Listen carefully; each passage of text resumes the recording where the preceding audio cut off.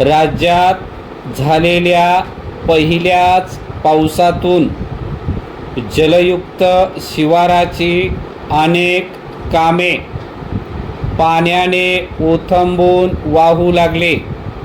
याबद्दल राज्याच्या ग्रामविकास आणि जलसंधारण मंत्री यांनी समाधान व्यक्त केले।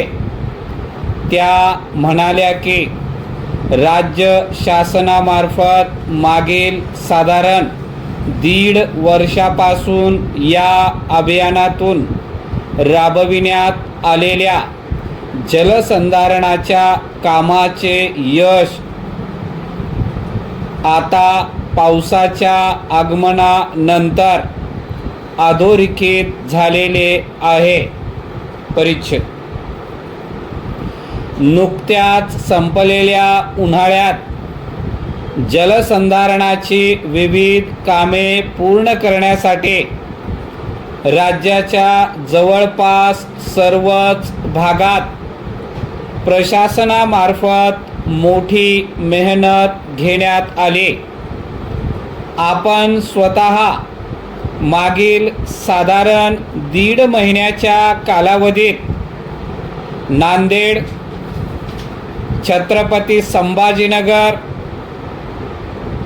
बीड, लातूर, जालना, नाशिक, धुळे, सातारा, सांगली, रायगड या जिल्ह्यातील साधारण 60 ते 70 गावांना भेटी देऊन जलयुक्त शिवार, मागेल त्याला शेततळे, मनरेगा, नदी पुनर्जीवन कार्यक्रम, पाणंद रस्त्यांची निर्मिती आदी योजनांमधील कामाच्या अंमलबजावणीची पाहणी केली। शासन आणि लोकांच्या सहभागातून या गावांमध्ये जलसंधारणाची अनेक कामे उभी करण्यात आली आहेत। परिच्छेद राज्याच्या इतिहासात प्रथमच जलसंधारणाच्या चळवळीने प्रचंड वेग घेतल्याचे दिसून आले।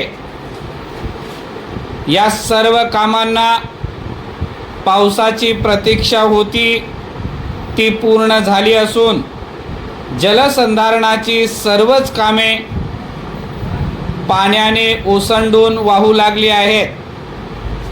लोकांच्या चेहऱ्यावर दिसणारा आनंद आपल्यासाठी खूप समाधानकारक असून कामाचा हुरूप वाढवणारा आहे।